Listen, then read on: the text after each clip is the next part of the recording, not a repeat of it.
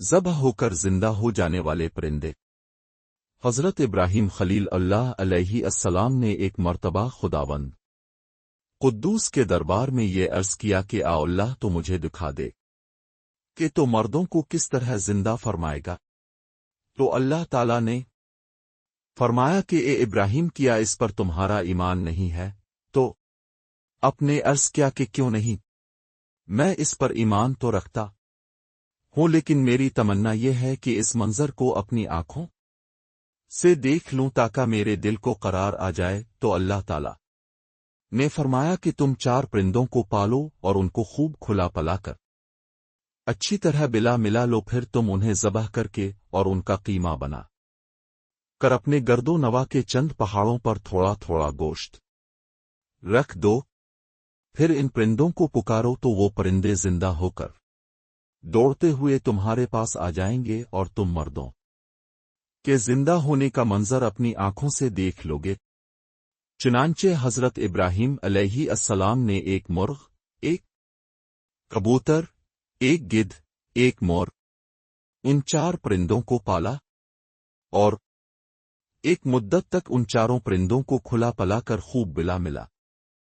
لیا، پھر ان 4 پرندوں کو ذبح کر کے ان کے سروں کو اپنے پاس رکھ لیا اور ان 4 کا قیمہ بنا کر تھوڑا تھوڑا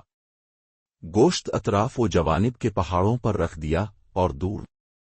سے کھڑے ہو کر ان پرندوں کا نام لے کر پکارا کہ آئے الدیک اے مرغ، یک سنتھا الحمام، اسے کبوتر قلائے النصر، اسے گدھ آئے التوس، اے مور اپ کی پرکار پر ایک دم پہاڑوں سے گوشت کا قیمہ اڑنا شروع ہو گیا اور ہر پرند کا گوشت پوست بڑی پر الگ ہو کر 4 پرند تیار ہو گئے، اور وہ 4 پرند بلا سروں کے دوڑتے ہوئے حضرت ابراہیم علیہ السلام کے پاس آ گئے اور اپنے سروں سے جڑ کر دانا چگنے لگے اور اپنی اپنی بولیاں بولنے لگے، اور حضرت ابراہیم علیہ السلام نے اپنی آنکھوں سے مردوں کے زندہ ہونے کا منظر دیکھ لیا اور ان کے دل کو اطمینان و قرار مل گیا۔ درس ہدایت مذکورہ بالا قرآنی واقعہ سے مندرجہ ذیل مسائل پر خاص طور سے روشنی پڑتی ہے، ان کو بغور پڑھیے اور ہدایت کا نور حاصل کیجیے اور دوسروں کو بھی روشنی دکھا ہے۔ مردوں کو پکارنا،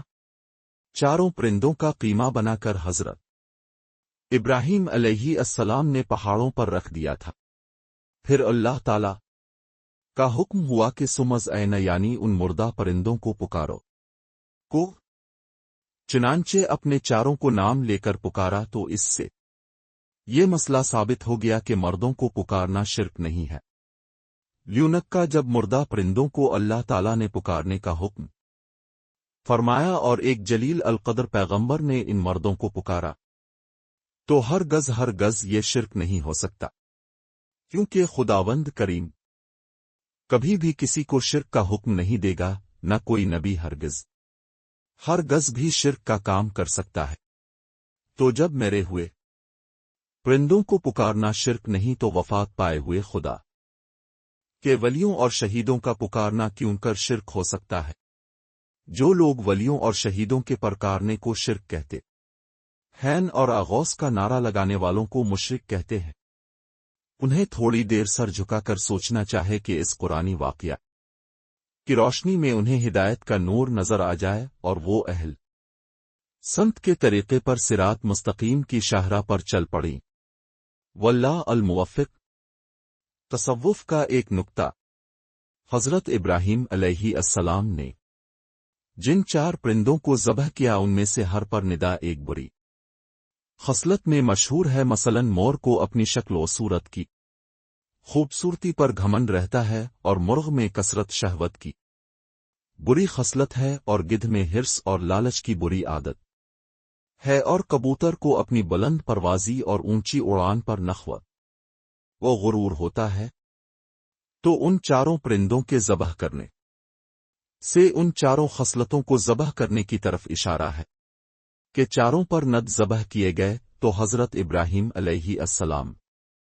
کو مردوں کے زندہ ہونے کا منظر نظر آیا اور ان کے دل میں نور اطمینان کی تلی ہوئی جس کی بدولت انہیں نفس مطمئنہ کی دولت مل گئی، تو جو شخص یہ چاہتا ہے کہ اس کا دل زندہ ہو جائے اور اس کو نفس مطمئنہ کی دولت نصیب ہو جائے، اس کو چاہیے کہ مرغ ذبح کرے یعنی اپنی شہوت پر چھری پھیر دے، اور مور کو ذبح کرے یعنی اپنی شکل و صورت اور لباس کے گھمنڈ کو ذبح کر ڈالے، اور گدھ کو ذبح کرے یعنی حرص اور لالچ کا گلا کاٹ ڈالے، اور کبوتر کو ذبح کرے یعنی اپنی بلند پروازی اور اونچے مرتبوں کے غرور و نخوت پر چھری چلا دے۔ اگر کوئی ان چاروں بری خو کو ذبح کر ڈالے گا تو انشاء اللہ تعالی وہ اپنے دل کے زندہ ہونے کا منظر اپنی آنکھوں سے دیکھ لے گا، اور اس کو نفس مطمئنہ کی سرفرازی کا شرف حاصل ہو جائے گا۔